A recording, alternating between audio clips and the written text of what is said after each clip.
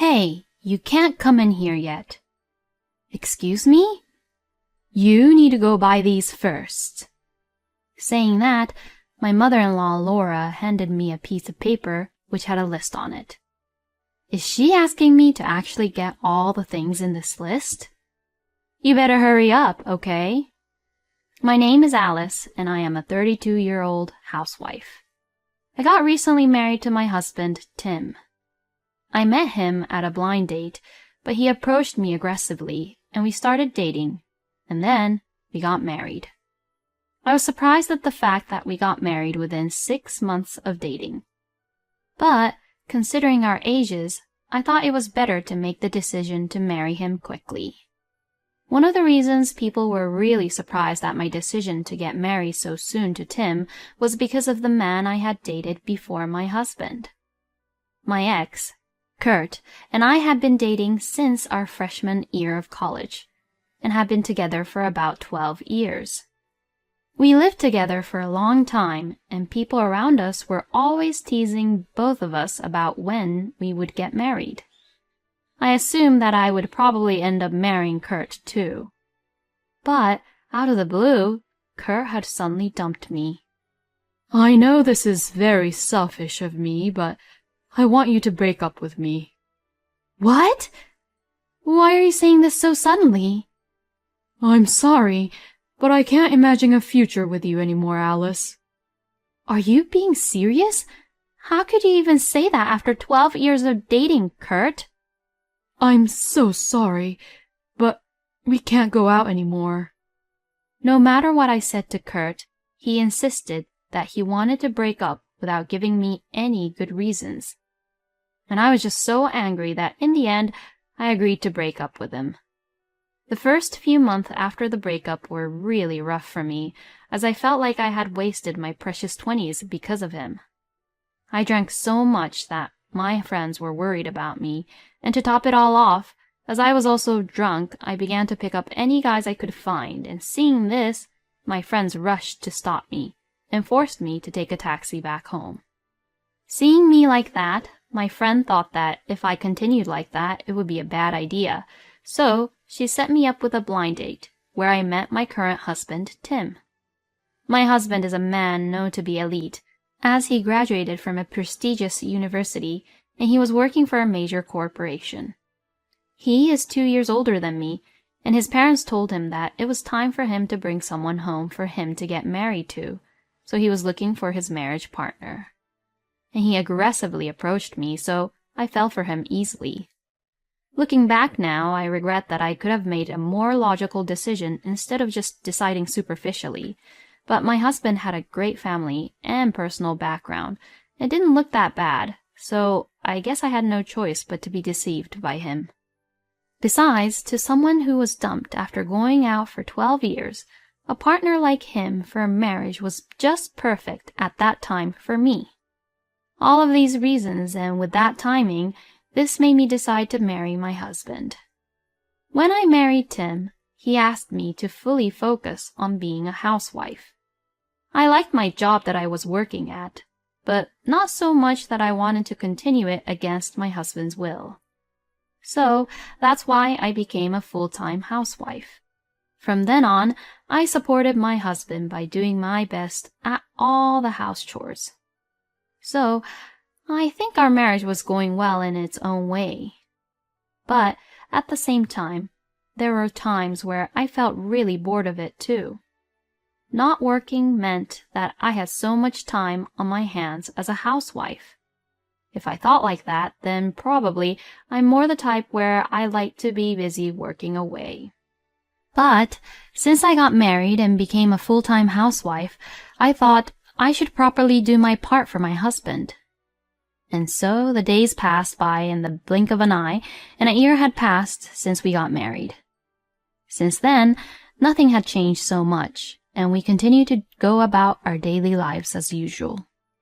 In my husband's family, he is the youngest as he has 2 elder sisters, Rachel and Julia, and his sisters are very friendly and nice to me, and they would often come over to our house to visit. But my husband would always make an unhappy face when Rachel and Julia comes over to visit us. Rachel and Julia were kind, but they were also very caring and reliable, and whenever my husband did something, they would get very angry at him. So, maybe because of that, my husband gets a little nervous when Rachel and Julia were around. But I had never seen Rachel or Julia getting angry at Tim like that, so when he told me about that part, I didn't take him that serious about it. Then, as another year was about to end, I received a phone call from my mother-in-law, Laura, all of a sudden. "Hello, Laura. You called me all of a sudden. So did something happen? You and Tim should come visit me this New Year's." "Pardon me? You didn't come last year, right? So that's why you should come this year. I'll show you how to spend the New Year's in our house." Saying just that, Laura hung up the phone. "Who was it from?" "It was from your mother. She wants us to visit her for the New Year's." "Well, it's true. We didn't get to go last year. It's been a while since we went, so I guess we should go then." I thought that I was going to spend a relaxing time at home for this New Year's. I thought that I would be drinking beer, watching the TV, and taking it easy during the New Year's holidays. I had no idea that I would be going to Laura's house. And to have her contact us on Christmas Eve, with only a week or so to go until the New Year's. Originally, we had not visited my parents-in-law that much. And that's because my husband didn't want to visit them frequently. Last year, I did ask him if we didn't have to go during Christmas and New Year's or not, but he refused, saying things like, "It's okay, my family doesn't really expect a lot out from us." Well, I think it was probably because he would have more chances to see his sisters if we visited at that time. So, that's why we would visit them every month or so, on a day when there was nothing going on. I was a little depressed about visiting my in-laws for the New Year's. It's because I had a feeling that Laura did not like me very much. When I visited Laura's house, she always talked only to Tim, and treated me as if I was not there.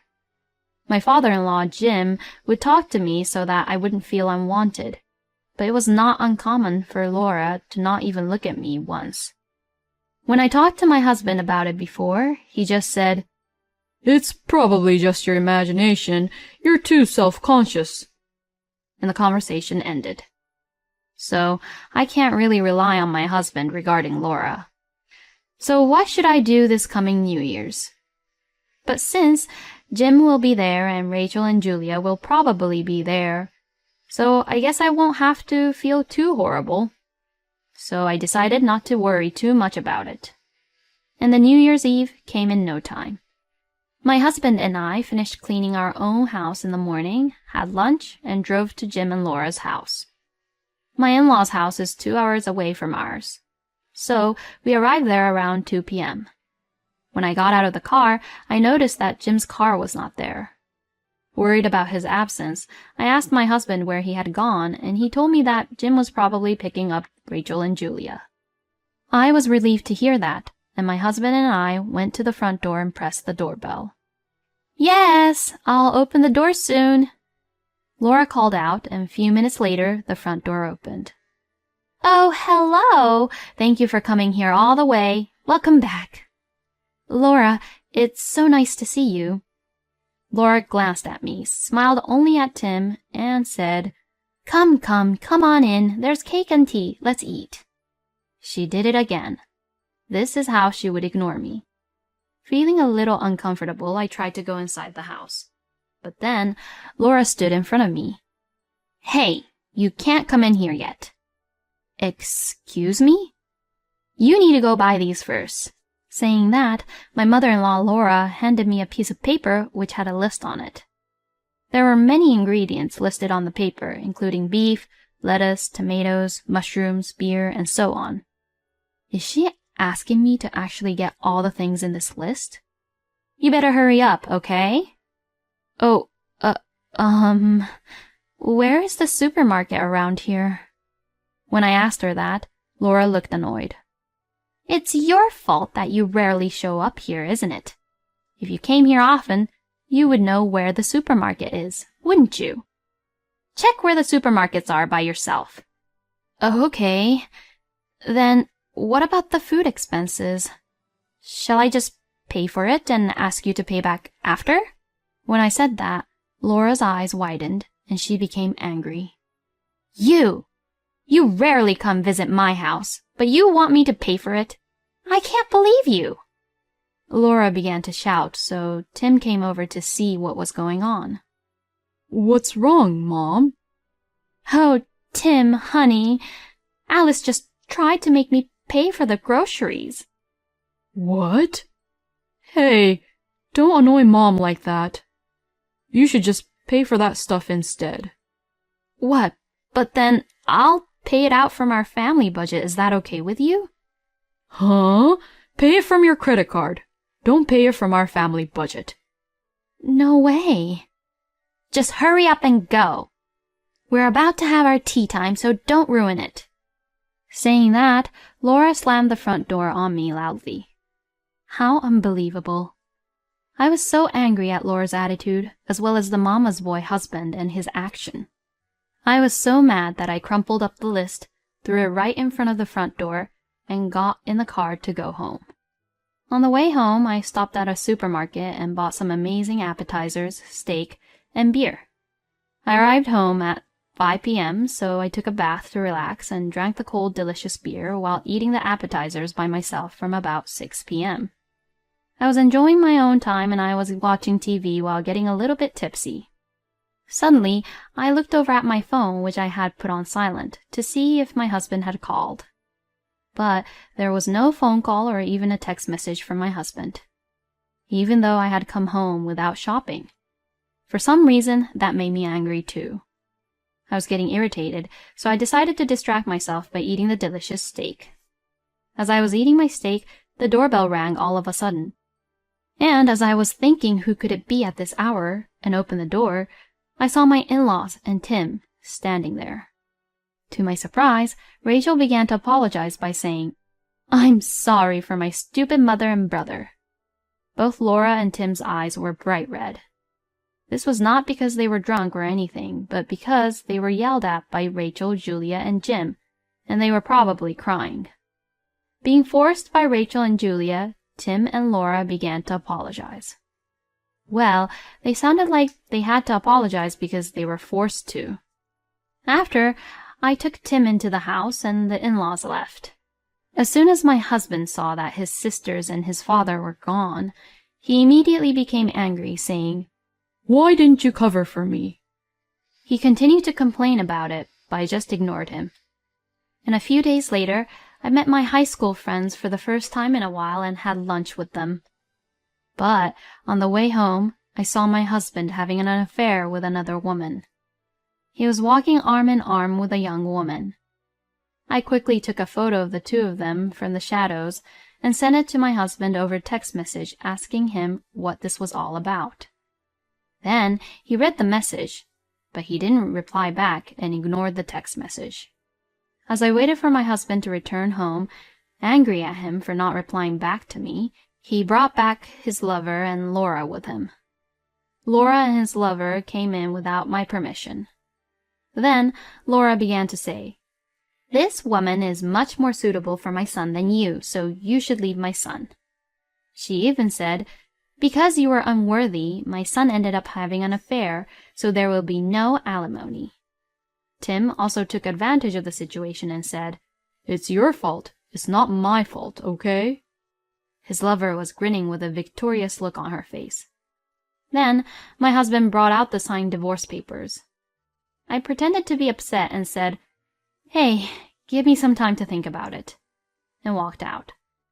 My husband thought that I was panicking, so he grinned and said, "Come back soon, we'll be waiting for you." I went into a cafe and immediately called Rachel and Julia about it. They both came right away, and I played them what Tim and Laura had said to me, which I had recorded secretly.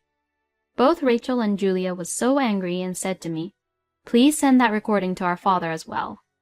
And after sending it, the three of us then went back to the house where Tim, Laura, and Tim's lover was. My husband and Laura were so surprised that Rachel and Julia had also arrived that they fell off their chairs. "You! That's enough. Yeah, we're always angry at you, but how can we get you to understand that what you're doing is wrong here? Both Rachel and Julia got mad at Tim first. And soon after, Rachel and Julia also got mad at Laura. This is what happens when you spoil him, Mom. I mean, what is wrong with you? What kind of nerve do you have to approve your own son's affair? Both Tim and Laura were frightened and tried to blame on Tim's lover. Then, both Rachel and Laura put their faces close to Tim's lover and glared at her. Tim's lover got so scared of them that she became teary-eyed and trembled, saying, "I'm sorry, I'm sorry." Rachel and Julia then made her husband promise by saying, "You will get a divorce, Tim, but you must pay the alimony to Alice." Well, there was no way not to pay for alimony when Tim even admitted that he was having an affair by himself. Then, as I was signing the divorce papers, Laura's phone rang. Apparently, she received a text message from Jim. "Oh my God, what shall I do? Jim is saying that he is going to divorce me." Laura was panicking and clung desperately to my husband with tears in her eyes. But Tim had to pay alimony to me because of Rachel and Julia, so he couldn't afford to worry about his own mother right now. Well, don't ask me about it. I don't even have the capacity to look after you. That was what he was saying to Laura. After that, we successfully got divorced. By the way, Tim's lover disappeared from Tim after paying alimony because she was too scared of Rachel and Julia. And it seems that Jim really divorced Laura too, and now she had forced herself into Tim's place so that she could live with him. They are now living together, and Tim is the one paying off the alimony and cover living expenses for both Laura and him. But the affair was discovered by someone at work somehow, and word spread through Tim's company, and he was given a pay cut, so apparently he is living poorly. It's what both Tim and Laura deserves. Meanwhile, Rachel had asked me if I wanted to join her company because someone quit at her place, so I went in for a job interview. They hired me as a full-time employee, and I am now working hard with Rachel. And both Rachel and Julia took me to a bar after work to celebrate for getting a new job and divorcing Tim. You know, this is our go-to place. They've had a new bartender for a couple of years now, and he's nice and handsome. Wow, really? Is he a young man? No, I think he's about your age, Alice. He's in his early 30s, I think. While having this conversation with them, we arrived at the bar. I followed Rachel and Julia and sat at the counter. "Welcome!" The bartender said that, so I looked at who he was. Kurt! Alice!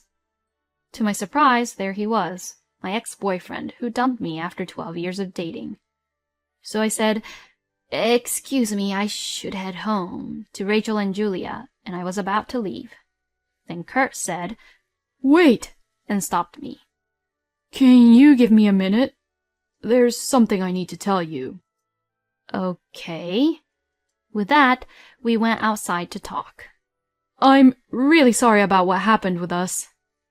It's okay now. I was pretty shocked that you suddenly dumped me, but it's all in the past now. I mean, you're a bartender now, right? Did you quit your job? No, I'm still working at the company. Oh, so you're doing this as a side job? Why are you doing that? I was just trying to explain about that. Actually, my father got very sick 2 years ago, and he can no longer work at his factory. What? Without him, the factory wouldn't run well, and the medical expenses for his illness were pretty expensive, and at that time, the situation was really bad back at home. As a result, we had no choice but to close my father's factory. We were left with a debt of several $1,000s. Plus, my father's medical expenses were still expensive. So I couldn't really ask you to marry me being in that situation. Because it would be so embarrassing for you to have a husband covered in debt as soon as we get married, right? I didn't want to make you unhappy, so that's why I just dumped you back then, Alice. But I'm really sorry for making you feel horrible. I thought that I would never see you again, so now that we've miraculously met again, I felt I had no choice but to tell you. You idiot. Huh? Then you should have talked to me first about it. You just left me without giving me any reasons. So do you know how hard it was for me to accept that? I'm sorry. Well, it can't be helped now, but are you still in debt? I'll finally finish paying it off this month. It's a huge relief, you know. And my father's discharged from the hospital for now. Well, I'm really glad to hear that. You know, Alice, I won't say that I want to start over with you right now, so will you just be my friend again? Yeah, sure. We walked back into the bar together, and then seeing that, Rachel and Julia both cheered for me happily.